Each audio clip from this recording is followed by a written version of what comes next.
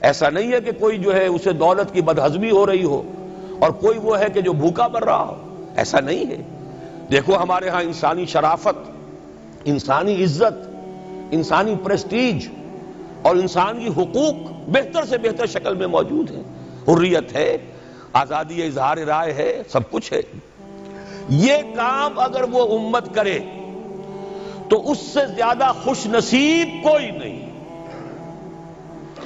پھر دنیا میں اس کو غلبہ ہوگا، دنیا کی خلافت اس کو دی جائے گی، دنیا کی امامت اس کو دی جائے گی، دنیا کی قیادت اس کو دی جائے گی۔ جیسے کبھی اقبال نے کہا تھا کہ سبق پھر پڑھ شجاعت کا، عدالت کا، صداقت کا، لیا جائے گا تجھ سے کام دنیا کی امامت کا۔ لیکن پھر وہی سبق پڑھنا پڑے گا جو صحابہ کرام نے پڑھا تھا۔ جب صحابہ کرام نے وہ سبق پڑھا تھا تو دنیا کی امامت اللہ نے ان کو عطا کی تھی کہ نہیں کی تھی؟ اگر تو اس کے مطابق عمل ہے تو ان سے زیادہ اللہ کو محبوب کوئی نہیں، اور اگر طرز عمل برعکس ہو جائے، کہیں کچھ اور کریں کچھ اور، کہیں یہ کہ قرآن پر ہمارا ایمان ہے اور اس کے قانون کو نافذ نہ کریں،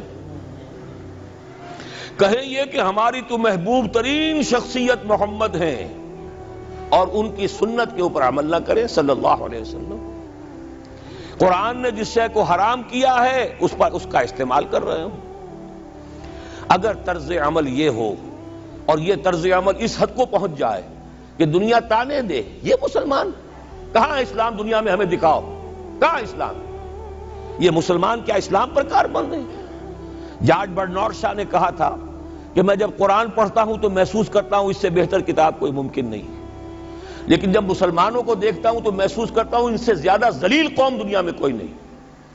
یہ کنٹراسٹ ہے جو ہم اپنے وجود سے پیش کر رہے ہیں۔ کیا اس کی وجہ سے لوگ اسلام کی طرف راغب ہوں گے یا اسلام سے متنفر ہوں گے؟ کیا ہمارا منہ ہوتا ہے ہم باہر جاتے ہیں؟ اسی لیے ہم تو تبلیغ، میں تو کم سے کم وہاں جا کر جو مسلمان کھوئی ہوئی بھیڑیں ہیں امت محمد صلی اللہ علیہ وسلم کی، انہی کو ریکلیم کرنے کی کوشش کرتا ہوں، جیسے کہ حضرت مسیح نے کہا تھا میں تو بنی اسرائیل کے گھرانے کی کھوئی ہوئی بھیڑوں کی تلاش میں آیا ہوں۔ میرا منہ نہیں ہے کہ میں وہاں کسی امریکن سے بات کروں، وہ یہ کہے گا تم اپنا گھر تو سنوارو، فزیشن ہیل تھائی سیلف، تم ایک چھوٹا سا ملک نہیں چلا سکتے، تم نے اس کا بیڑا غرق کر کے رکھ دیا ہے، تم نے اسے کورٹ آف وارڈ بنوا دیا ہے آئی ایم ایف کا۔ ہاں یہاں تو گھڑی گھڑی جو ہے قرقمین آتے ہیں آئی ایم ایف کے اور ورلڈ بینک کے قرقی کرنے کے لیے، ہر روز ایک نئی قرقی ہو رہی ہے، ہر روز جو ہے آج پھر گاڑیوں کا کرایہ بڑھ رہا ہے، بجلی کا کرایہ قرقی ہو رہی ہے۔ عوام کے اندر جو بھی راہسا رہ گیا اسے بھی چوسنے کا اور کشید کرنے کے لیے ایک حکومت کو گرا دو وہ تو بدنام کر دی گئی، دوسری حکومت لے آؤ اس کے ہاتھ میں کچھ کام کروا لو، وہ بدنام ہو جائیں گے تو ان کو بھی ہٹا دینا۔ ان کا کیا کھیل ہے؟ یہ کھیل کھیلتے رہیں گے اور اس میں یہ ہے کہ اپنی قرقیاں کرتے چلے جاؤ۔ یہ حال اب کیا میرا منہ ہے کہ میں جا کر وہاں بات کروں؟ تم اپنے گھر کو دیکھو، تم اپنے ملک کو دیکھو، ایک وہ ہے جنہیں تصویر بنا آتی ہے، ایک تم ہو کہ لیا اپنی بھی صورت کو بگاڑ۔ ایک ہی ساتھ تم آزاد ہوئے تھے، ہندو بھی تھے کہ نہیں تھے؟ انہوں نے اس ملک کو بنایا ہے، اپنی معیشت کو، اپنی اکانومی کو اپنی بنیادوں پر، اپنے پاؤں پر، اپنے پیروں پر کھڑا کیا ہے۔ آج جو ہے وہ ایک منی سپر پاور بن چکا ہے، اور وہ کہ ڈرتا تھا پاکستان دو طرف سے ہمیں جو ہے قابو میں کر لے گا۔ پہلے تقریباً 20 برس جو ہیں ہندوستان کے، بھارت کے کانپتے ہوئے گزرے ہیں پاکستان سے، اب 30 برس سے جو صورتحال ہے وہ آپ کو معلوم ہے۔ تو صورت یہ ہے کہ جب کوئی قوم جو امت مسلمہ ہو یہ طرز عمل اختیار کرتی ہے تو عذاب اس پر آتا ہے۔ بڑی کڑوی بات ہے، آج عذاب کفار پر نہیں آ رہا، وہ تو اللہ تعالیٰ ان سے آخرت میں نبٹ لے گا، اور آخرت تو ہے ہمیشہ کی، بڑا سو عذاب تو وہیں کا ہے۔ وَلَعَذَابُ الْآخِرَةِ أَكْبَرُ لَوْ كَانُوا يَعْلَمُونَ۔ دنیا میں کفار پر عذاب آتا تھا جب کوئی رسول بھیج دیا جائے، اب رسول آئے گا نہیں، ایک ایکسیپشن ہے وہ بعد میں بتاؤں گا، لیکن اب دنیا میں جو عذاب آتا ہے وہ مسلمان امت پر آتا ہے۔ اب اس کو چونکہ بات بہت کڑوی ہے، تھوڑا سا میں اس کے اندر آپ کے لیے سمجھنا، حلق سے اتارنا اس کڑوی گولی کا آسان کر دوں۔ دیکھیے ہم سے پہلے بھی ایک امت مسلمہ تھی کہ نہیں؟ ہماری عمر جو ہے امت مسلمہ کی حیثیت سے ابھی 1400 برس ہوئی ہے، 1417 سن ہجری چل رہا ہے نا۔ اس میں آپ اور حضور کی بعثت 12 برس اور، تو 1430 برس سمجھیے، اس لیے کہ اس وقت جب سے کہ وحی کا آغاز ہوا ہے۔ یہ ہماری کل تاریخ ہے، ابھی 1450 برس نہیں ہوئی۔ ہم سے پہلی جو امت تھی 2000 برس تک اسی مقام پر فائز رہی۔ وہ کون تھے؟ بنی اسرائیل۔ وہ موسیٰ کے امتی تھے، ہم محمد کے امتی ہیں علی نبینا علیہ الصلوۃ والسلام۔ انہیں تورات دی گئی تھی، ہمیں قرآن دیا گیا ہے۔ نبی ہونے کے اعتبار سے افضل ترین نبی، رسول ہونے کے اعتبار سے اکمل ترین رسول، کتاب ہدایت ہونے کے اعتبار سے جامع ترین کتاب، نوع انسان را پیام آخری حامل او رحمت للعالمین۔ یہ اپنی جگہ تقابل ہے، لیکن ایک اور اعتبار سے دیکھیے، عمر اس کی طویل تھی 2000 برس، ہماری ابھی 1400 برس ہوئی۔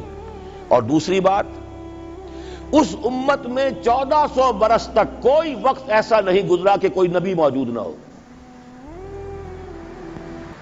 سینکڑوں نبی آئے۔ شروع ہوئی ہے 1400 قبل مسیح میں، جب تورات دی گئی حضرت موسیٰ کو، اور آپ کو معلوم ہے اس وقت 2 رسول تھے، موسیٰ بھی اور ہارون بھی علیہ الصلوۃ والسلام۔ پھر حضور کی حدیث بخاری شریف میں موجود ہے، کانت بنو اسرائیل تسوسہم الانبیاء کلما ہلک نبی خلفہ نبی۔ بنی اسرائیل کی سیاست اور حکومت جو ہے انبیاء کے ہاتھ میں ہوتی تھی۔ جب بھی کوئی نبی فوت ہوتا تھا دوسرا نبی اس کا قائم مقام، اس کا جانشین ہو جاتا تھا، جیسے داؤد کے بیٹے سلیمان۔ آخری جو نبی آئے ان کے ہاں وہ حضرت مسیح، اور ان کے ہم عصر حضرت یحییٰ علیہ الصلوۃ والسلام۔ تو یوں سمجھیے 2 سے شروع ہوا، 2 پر ختم ہوا، موسیٰ و ہارون، عیسیٰ و یحییٰ، درمیان میں 1400 برس، اور کوئی وقت ایسا نہیں ہے جب کہ کوئی نبی موجود نہ ہو۔ کیسی امت تھی! اسی لیے میں نے آپ کو بتایا، قرآن مجید میں سورہ بقرہ میں 2 جگہ فرمایا ہے، یا بنی اسرائیل اذکروا نعمتی التی انعمت علیکم وانی فضلتکم علی العالمین۔ چھٹا رکوع بھی شروع ہوتا ہے اسی آیت سے سورہ بقرہ کا، اور 15واں رکوع پھر شروع ہوتا ہے اسی آیت سے۔ اے بنی اسرائیل، میرے اس انعام و اکرام کو یاد کرو جو میں نے تم پر کیا، اور میں نے تو تمہیں تمام جہان والوں پر فضیلت دی تھی۔ لیکن وہی بنی اسرائیل، جب ان کا طرز عمل کیا ہوا، شریعت کو پس پش ڈال دیا۔ نبذ فریق من الذین اوتوا الکتاب کتاب اللہ وراء ظہورہم مثل الذین حملوا التوراۃ ثم لم يحملوها كمثل الحمار يحمل اسفارا۔ کتاب سے ناطا توڑ لیا، بس اس کو مقدس کتاب بنا کر رکھ دیا، نہ پڑھنا، نہ سمجھنا، نہ اس پر عمل کرنا، جیسے ہم کرتے ہیں۔ ایصال ثواب کی محفلوں میں کام آتا ہے، یا بچیوں کو وہ جہیز میں دینے کے کام آتا ہے، یا قرات کی محفلیں ہوتی ہیں، مقابلے ہوتے ہیں۔ اللہ اللہ خیر صدہ قرآن مجید سے ہمارا کیا سروکار رہ گیا ہے۔ بہایا تشترا کار جزی نیست کہ از یاسین او آسا بمیری۔ عیاشیاں کرتے تھے، بدماشیاں کرتے تھے، غلط کام کرتے تھے، لیکن انہیں خیال یہ تھا کہ ہم چونکہ ابراہیم کی نسل سے ہیں، موسیٰ کی امت میں سے ہیں، نحن ابناء اللہ واحباؤہ، ہم تو اللہ کے بیٹوں کے مانند بڑے چہیتے ہیں۔ اسی پر اللہ نے فرمایا فَلِمَ يُعَذِّبُكُمْ بِذُنُوبِكُمْ بَلْ أَنْتُمْ بَشَرٌ مِّمَّنْ خَلَقَ۔ ایسے ہی تم چہیتے اور لاڈلے ہو تو اللہ تعالیٰ تمہیں عذاب کیوں دیتا رہا ہے؟ تمہیں نیبوکڈنیزر کے ہاتھوں پٹوایا 600 قبل مسیح میں، یوں سمجھیے تقریباً وسط میں آتا ہے یہ معاملہ۔ 1400 قبل مسیح میں تورات دی گئی، اور سمجھیے کہ ایک مسیحی میں حضرت مسیح آ رہی ہے 30 سن عیسوی میں، ان کے درمیان تقریباً وسط میں اشیریوں کے ہاتھوں پٹوایا اور بابلیوں کے ہاتھوں پٹوایا۔ بخت نصر جس کو کہتے ہیں، نیبوکڈنیزر، 6 لاکھ یہودی اس نے قتل کیے یروشلم میں، 6 لاکھ کو قیدی بنا کر لے گیا۔ ہیکل سلیمانی گرا دیا گیا جو کہ ان کا کعبے کے درجے میں تھا، اور یہ کہ کوئی ایک متنفس نہیں بچا یروشلم میں، کوئی 2 اینٹیں سلامت نہیں رہی۔ انہیں لے گیا بیبیلونیا میں، کیپٹیوٹی، پیریڈ آف کیپٹیوٹی۔ وہاں سے واپس آئے، توبہ کی انہوں نے، حضرت عزیر علیہ السلام کی دعوت توبہ جو ہے، توبہ کی منادی کے نتیجے میں، تو پھر اللہ نے انہیں ایک موقع اور دیا، اور ان کی ایک بڑی عظیم سلطنت قائم ہوئی، مکابی سلطنت، اور پھر ٹیمپل جو ہے دوبارہ بنا. یہ جو سیکنڈ ٹیمپل کہلاتا ہے، دوسری تعمیر جو ہوئی ہیکل سلیمانی کی، اس کو بھی پھر دوبارہ جب ان کے ہاں وہی لچھن آئے، میں تجھ کو بتاتا ہوں تقدیر امم کیا ہے، شمشیر و ثنا اول، طاؤس و رباب آخر.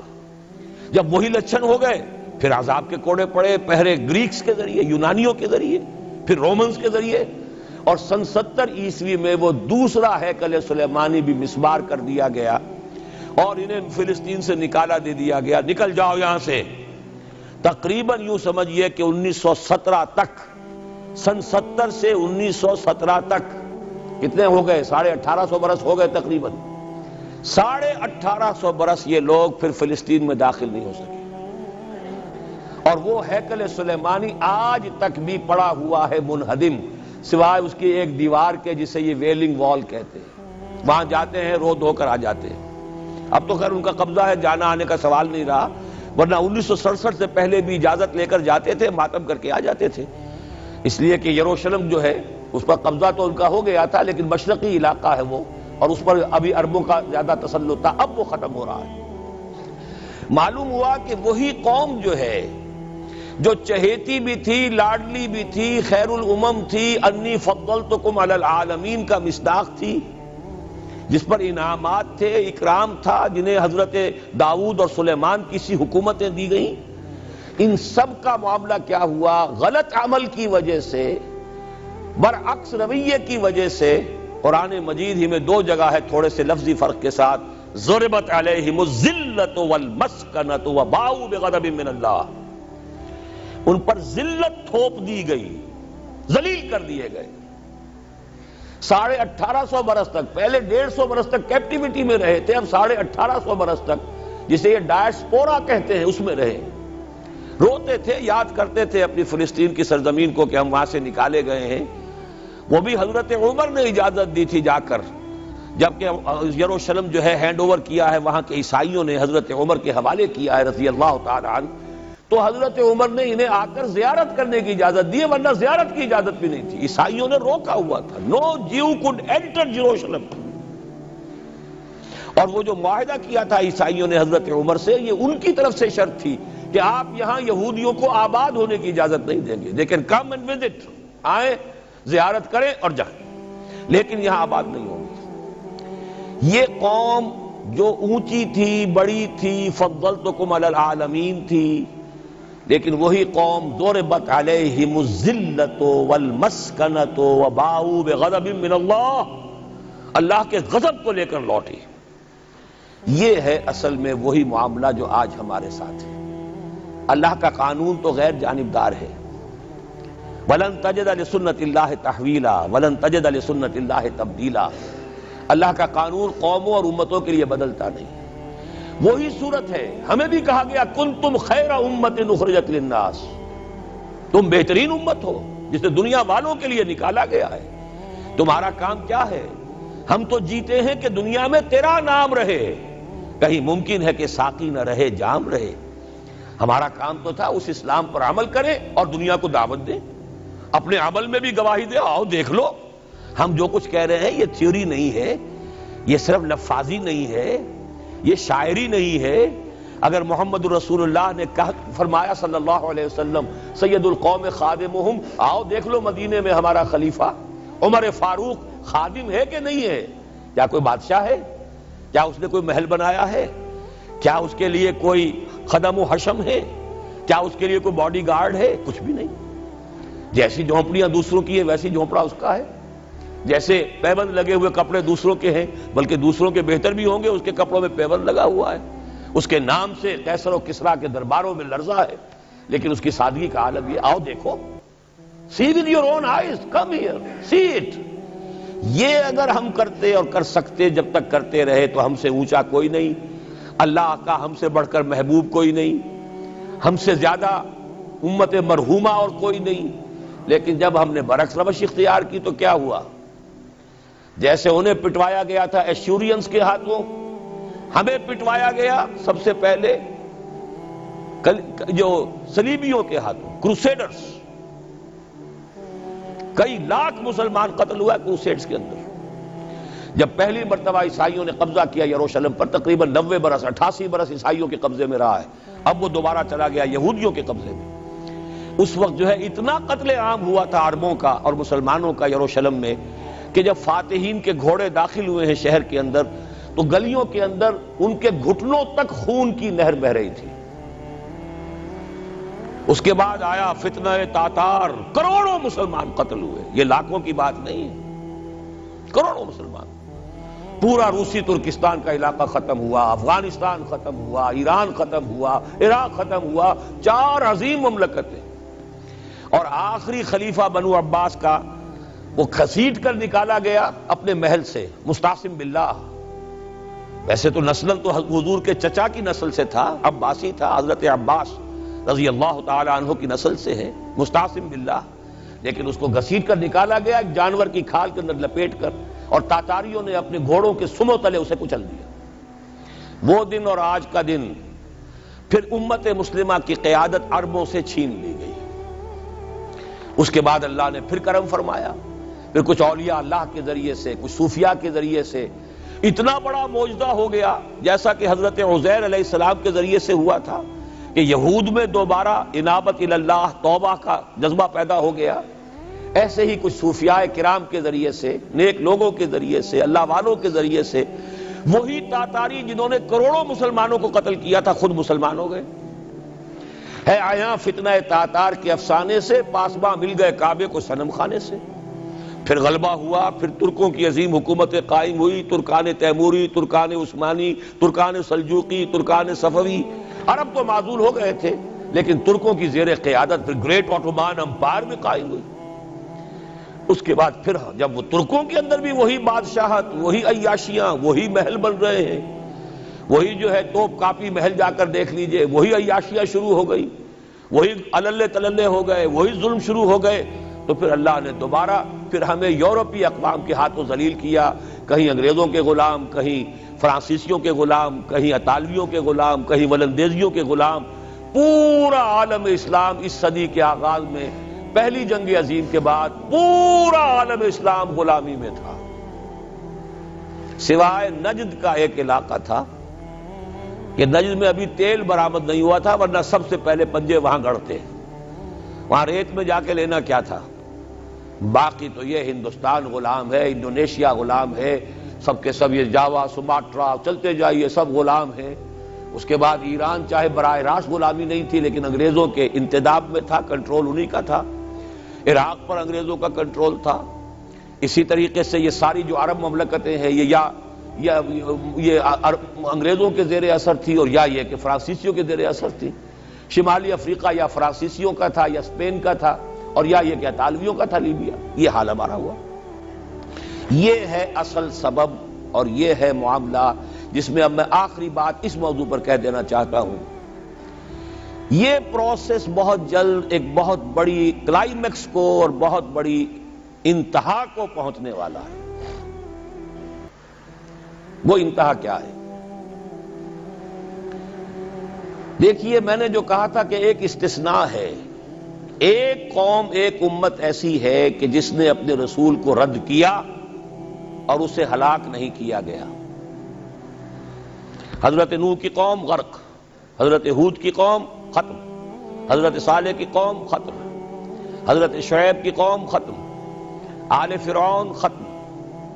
یہود وہ امت ہے کہ معزول تو ہو گئی، جیسے ہی حضور آ گئے قرآن لے کر معزول ہو گئے۔ وہ جیسے کوئی ایک منصب ہے، اس منصب سے معزول کر دیے گئے، قتل نہیں کیا گیا، انہیں زندہ رکھا گیا۔ منصب تو اب قرآن آ گیا، محمد رسول اللہ آ گئے صلی اللہ علیہ وسلم، اور کعبے کے گرد ایک نئی امت۔ وَكَذَلِكَ جَعَلْنَاكُمْ أُمَّةً وَسَطًا لِتَكُونُوا شُهَدَاءَ عَلَى النَّاسِ وَيَكُونَ الرَّسُولُ عَلَيْكُمْ شَهِيدًا۔ اگرچہ یہ امت 600 برس قبل قتل اور ختم ہونے کی مستحق ہو چکی تھی۔ کیوں؟ 600 برس قبل آئے تھے حضرت مسیح علیہ السلام، اور قرآن میں بھی ہے اور موجودہ بائبل میں بھی ہے کہ حضرت مسیح کو اسرائیل ہی کی طرف بھیجا گیا۔ صرف سورہ آل عمران میں ہے رسولاً الی بنی اسرائیل، یہ تو صرف محمد الرسول اللہ صلی اللہ علیہ وسلم ہے جنہیں پورے عالم انسانیت کی طرف بھیجا گیا. کوئی اور رسول تمام انسانوں کے لیے مبعوث نہیں ہوا. اور ابھی بائبل میں موجود ہے کہ میں صرف اسرائیل کے گھرانے کی کھوئی ہوئی بھیڑوں کی تلاش میں آیا ہوں. اسی لیے میں نے کہا تھا میں بھی امریکہ وغیرہ جاتا ہوں تو یہ اپنے پاکستانی ہندوستانی بھائی جو ہیں یہ کھوئی ہوئی بھیڑیں وہاں جا کر جو ہیں وہ گم ہو گئی ہیں، ان گمشدہ بھیڑوں کی تلاش میں. تو اس کو اچھی طرح سمجھ لیجئے، حضرت مسیح کی بعثت تھی بنی اسرائیل کی طرف، اور بنی اسرائیل نے نہ صرف یہ کہ ان کو مانا نہیں بلکہ الٹا اپنے بس پڑتے سولی پر چڑھا دیا. اپنے بس پڑتے، اس میرے الفاظ کو نوٹ کر لیجئے. گویا کہ یہ اب اس عذاب استیصال، آخری ہلاکت والے عذاب کے مستحق ہو گئے. لیکن یہ پوری انبیاء اور رسل کی تاریخ میں ایک استثناء ہے کہ اس میں جیسے آج کل ہم کہتے ہیں ججمنٹ ریزروڈ، حضرت مسیح کو اللہ نے زندہ اٹھا لیا، یہود کے اوپر لعنت تو کر دی، ختم نہیں کیا. سمجھ رہے ہیں میری بات کو؟ سن 70 سے ان پر عذاب آیا، حضرت مسیح سن 33 عیسوی میں اٹھائے گئے. سن 70 میں عذاب آ گیا ٹائٹس رومی کے ہاتھوں، وہ ہیکل سلیمانی بھی پھر دوبارہ گر گیا اور انہیں نکال دیا گیا ڈائسپورا سن 70 سے. لیکن ختم نہیں کیا گیا. یہ استثناء ہوا ہے. کیوں ہوا ہے؟ یہ بات پھر دوسری میری آج کی گفتگو میں بڑی کڑوی بات ہے، بہت کڑوی بات ہے. یہ جو دوسری امت جو جس سے کہ میں اور آپ ہیں، اور جو بہترین امت ہے، کنتم خیر امت، یہ جب طرز عمل وہی اختیار کرے گی جو یہودیوں نے کیا تھا، ان کو سزا ان ملعونوں کے ہاتھوں دلوائی جائے گی. بات سمجھ لیجئے میری. آپ کو معلوم ہے پھانسی کا پھندا کون ڈالتا ہے؟ چوڑا. اور ہندوستان میں مجھے بتایا مولانا امین حسن اصلاحی صاحب نے، وہ مشرقی یو پی سے ان کا تعلق ہے، اعظم گڑھ سے، کہ ہمارے علاقے میں یہ رواج تھا کہ اگر کوئی راجپوت شخص کوئی بہت گھناؤنا کوئی کام کرتا تھا تو اس کو جوتے لگواتے تھے چمار کے ہاتھوں. راجپوت کے سر پر راجپوت کا جوتا پڑا تو چلیے جوتا تو ہے لیکن ہے تو راجپوت کا. لیکن جب راجپوت کے سر پر چمار کا جوتا پڑتا تھا، جسے انگریزی میں ہم کہتے ہیں to add insult to injury, ایک تو تکلیف ہو رہی ہے جوتے کی اور ایک انسلٹ ہو رہی ہے کہ چمار کا جوتا ہے، تو یہ گویا کہ بدترین سزا ہو گئی. یہ امت جتنی اونچی ہے، جس کے رتبے ہے سوا، اس کی سوا مشکل ہے. جس کا مقام بلند ہے اسی اعتبار سے ان کو پھر سزا بھی سخت ملتی ہے. صاف فرما دیا اللہ تعالیٰ نے سورہ احزاب میں، اے نبی کی بیویوں تم عام لوگوں کی طرح نہیں ہو، لستم کاحد من النساء، لستن کاحد من النساء. اگر تم نے کوئی غلط حرکت کی دوہرا عذاب ملے گا. اور بات صحیح ہے، جن کے رتبے ہیں سوا ان کی سوا مشکل ہے. اس امت کو عذاب کے کوڑے مارنے والی قوم وہ ملعون اور مغضوب علیہم قوم ہے، جس کے لیے قرآن مجید 2 دفعہ کہتا ہے ضربت علیہم الذلۃ والمسکنۃ وباؤوا بغضب من اللہ. اور یہ کوڑے بہت زبردست شکل میں ابھی آنے والے ہیں. میری بات اب آپ نے سمجھ لی کیوں رکھا گیا یہود کو؟ یہ جلاد کیوں سنبھال کے رکھے گئے؟ انہیں بھی سزا دی گئی. اس صدی میں بھی ہٹلر کے ہاتھوں میں بھی 6 ملین 60 لاکھ اس نے ختم کیے. ان پر تو سزا کا سلسلہ چلتا رہا، ایکسٹرمینیٹ نہیں کیا، ختم نہیں کیا، باقی رکھا ہے. اس لیے کہ ان کو کوڑا بنا کر امت مسلمہ کی پیٹھ پر مارنا ہے کہ تمہارا رتبہ، تم محمد کے امتی صلی اللہ علیہ وسلم، ہمارے آخری رسول، ہمارے اکمل رسول، ہمارے خاتم النبیین، خیر البشر، اور ان کی امت ہو کر تمہارا حال یہ ہے. تو تم سزا کے مستحق جو ہو، وہ سزا ہے کہ جو اچھی طرح سمجھ لیجئے ہماری حال جو اس صدی کے آخر میں شروع میں ہوا تھا کہ تمام مسلمان غلام، اس غلامی کے اوپر جو مزید کوڑا تیار ہوا 1917 میں بالفور ڈیکلریشن کے ذریعے سے برطانیہ نے اجازت دے دی کہ یہودی آ سکتے ہیں، اب فلسطین میں آ کر آباد ہو سکتے ہیں. وہ مکان خرید سکتے ہیں، جائیداد خرید سکتے ہیں، زمینیں خرید سکتے ہیں۔ 1971 اس پر اندیشہ تھا کہ کہیں اگر خلیفہ عثمانی نے جہاد کا اعلان کر دیا، اس لیے کہ سلطان عبد الحمید کو بڑی سے بڑی رشوتیں پیش کر کے دیکھ لیا تھا انہوں نے، کہ یہ جو ہمارے اوپر پابندی ہے کہ ہم فلسطین میں آباد نہیں ہو سکتے، جو کہو ہم تمہیں دولت دینے کو تیار ہے، یہ پابندی ختم کر دو۔ سلطان عبد الحمید ویسے جو بھی کچھ تھے چھوڑ دیجئے، لیکن یہ کہ اس نے کہا کہ جو معاہدہ عمر نے کیا تھا رضی اللہ تعالی عنہ، میں پیچھے نہیں جاؤں گا، لہذا خلافت ختم کروا دی۔ اور کروائی کس کے ہاتھوں؟ ایک مسلمان کے ہاتھوں، اس لیے کہ فری میسن تھا مصطفیٰ کمال پاشا، فری میسن، یہ سب یہودیوں کے ادارے۔ چاک کر دی ترک ناداں نے خلافت کی قبا، سادگی اپنوں کی دیکھ اوروں کی عیاری بھی دیکھ۔ ہندوستان میں ہنگامہ چل رہا ہے، تحریک چل رہی ہے، مسلمان ہجرت کر رہے ہیں اور سب کچھ ہو رہا ہے، اور ہندو بھی شامل ہو رہے ہیں خلافت کی تحریک میں، لیکن اب مدعی سست گواہ چست۔ جب مصطفیٰ کمال نے خود ختم کر دی تو سب پانی پڑ گیا آگ کے اوپر۔ اب کیا بولیں، کس کو برا کہیں؟ اس کے بعد 1948 میں ان کی ریاست قائم ہو گئی اسرائیل۔ کتنے برس بعد؟ ریاست تو خیر اس وقت بھی ان کی نہیں تھی جبکہ ٹائٹس نے ختم کیا ہے، وہ تو بہت پہلے کی بات تھی۔ تقریباً 2000 سال بعد اسرائیل 1967 میں جنگ کروائی، اور یہ بالکل صدام کی طرح کا مسئلہ تھا۔ 1967 کی جنگ میں ایک سازش تھی، انہوں نے بطور مہرہ استعمال کیا جمال عبد الناصر کو، جس نے اچانک جو ہے ایلات کی بندرگاہ کو بلاک کر دیا۔ 1967 اس پر جھپٹا مارا ہے اسرائیل نے، ادھر سے سینائی لے لیا، ادھر سے گولان ہائٹس لے لیے، ادھر سے جو ہے west bank of Jerusalem, west bank of Jordan لے لیا۔ یہ 67 کی بات ہے۔ پھر عالم عرب میں ایک ملک ذرا نکلنے لگا تھا کہ شاید ایک کے پاس پیسہ بہت تھا، لیبیا کے پاس، وہ مدد کر سکتا تھا کسی مسلمان ملک کی کہ وہ ایٹم بم بنا لے۔ دو ملک ایسے تھے، ایک غیر عرب، ایک عرب۔ عراقیوں کے پاس کچھ صلاحیت معلوم ہو رہی تھی کہ کچھ دانت شاید نکل آئیں، جیسے دودھ کے دانت ہوتے ہیں تو شاید ایٹمی دانت نکل آئیں، وہ برکس ان کا نکالا ہے۔ ایک دفعہ جا کر آپ کو یاد ہوگا ہوائی جہاز گئے اور سب کا تہس نہس کر کے آ گئے، اور وہ سخت جان قوم نکلی، انہوں نے پھر کچھ بنا لیا، تو پھر وہی 100 دام جال، پھر وہ 100 دام جو ہے جال کی شکل بچھا کر، اور جو پھنسایا ہے تو اگلا پچھلا کھایا پیا سارا اگلوا لیا۔ نتیجہ کیا نکلا؟ جنگ خلیج کے بعد اب عالم عرب پورا کا پورا اسرائیل کے سامنے سرنگوں ہے، وہ شاہ حسن ہو یا شاہ حسین ہو، کچھ تو پہلے ہی اپنے تھے، چاہے شاہ فہد ہوں اور چاہے حسنی مبارک ہوں، اب رہ کون گیا؟ اس سے بڑی ذلت کوئی ہے؟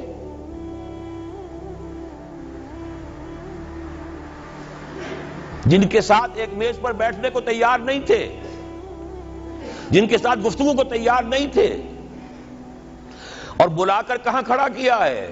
آؤ میڈرڈ میں، اسپین میں آؤ، اسپین سے شروع کروائیں گفتگو۔ اور اسپین کون سی جگہ ہے؟ مسلمانوں کا دنیا میں سب سے بڑا قبرستان، جہاں 800 برس حکومت کی اور پھر ایک ایک بچہ ختم کر دیا گیا، نام و نشان مٹا دیا گیا۔ 1492 میں فال آف گرینیڈا ہوا ہے، سقوط غرناطہ، اور 1992 میں ٹھیک 500 برس بعد یہ نیگوسیشن شروع ہوئی ہیں میڈرڈ کے اندر۔ اور اب جو صورتحال ہو رہی ہے، آپ اخبارات میں پڑھ رہے ہوں گے، وہ نام نہاد صلح کو توڑنے کے اوپر تلا بیٹھا ہوا اسرائیل۔ کیا ہوگا؟ ابھی میں ادھر جانا نہیں چاہتا۔ بہت بڑا ہنگامہ آ رہا ہے، بہت بڑا ہنگامہ آ رہا ہے، اور سب سے بڑا یہ عذاب کا کوڑا جو ہے یہودیوں کے ہاتھوں کس پر پڑے گا؟ عربوں پر۔ کیوں پڑے گا؟ اس لیے پڑے گا کہ اس امت مسلمہ میں عربوں کی فضیلت سب سے اونچی ہے، اصول تو وہی ہے، جن کے رتبے ہیں سوا ان کی سوا مشکل ہے۔ عرب کون ہیں؟ جن میں سے حضور تھے صلی اللہ علیہ وسلم۔ یہ رتبہ بلند ملا جس کو مل گیا، ہر مدعی کے واسطے دار و رسن کہاں۔ عرب کون ہیں؟ جن کی مادری زبان میں اللہ کا کلام ہے۔ مجھے اور آپ کو 100 پاپڑ بیلنے پڑیں گے قرآن کو سمجھنے کے لیے، ہماری بہت عظیم اکثریت تو پھر بھی نہیں سمجھ سکے گی، ترجمے پڑھ لے گی زیادہ، اور کیا کرے گی؟ ان کی مادری زبان۔ انہوں نے جب پیٹھ دکھائی اور اس صدی میں کولونیل رول سے آزاد بظاہر ہو جانے کے باوجود کسی نے قبلہ راست کردم، کسی نے وہ قبلہ کر لیا واشنگٹن کی طرف، کسی نے کر لیا ماسکو کی طرف، تو بدترین سزا کے وہی مستحق ہیں۔ اور جان لیجئے کہ وہ ہولوکاسٹ مڈل ایسٹ میں آنے والا ہے، آرمگڈون، الملحمۃ العظمیٰ۔ میں نے یہ ساری چیزیں اپنی ایک کتاب میں لکھ دی ہیں، سابقہ اور موجودہ مسلمان امتوں کا ماضی، حال اور مستقبل۔ ایک موجودہ امت مسلمہ ہے ہم، ایک سابقہ امت مسلمہ ہے معزول شدہ، وہ ہیں یہود، اب بھی موجود ہیں، امت موسیٰ ہے، صاحب تورات ہے۔ ان کا ماضی کیا ہے، حال کیا ہے، مستقبل کیا ہے؟ مستقبل میں سب سے بڑا پیچ جو پڑنے والا ہے، جیسے پتنگوں کا پیچ ہوتا ہے، ان دو امتوں کا ہے۔ مڈل ایسٹ سب سے بڑی جنگ، تاریخ انسانی کی عظیم ترین جنگ کا میدان بنے گا، جس کو حضور نے نام دیا الملحمۃ العظمیٰ، عظیم ترین جنگ۔ احادیث موجود ہے میری اس کتاب کے اندر، حوالوں کے ساتھ ہے، ٹیکسٹ کے ساتھ ہے۔ ویل للعرب من شر قد اقترب، ہلاکت اور بربادی ہے عرب کے لیے اس شر سے جو قریب آ چکا ہے۔ لیکن اب یہ بات تو پھر میرے اور آپ کے لیے ذرا دور کی ہو گئی۔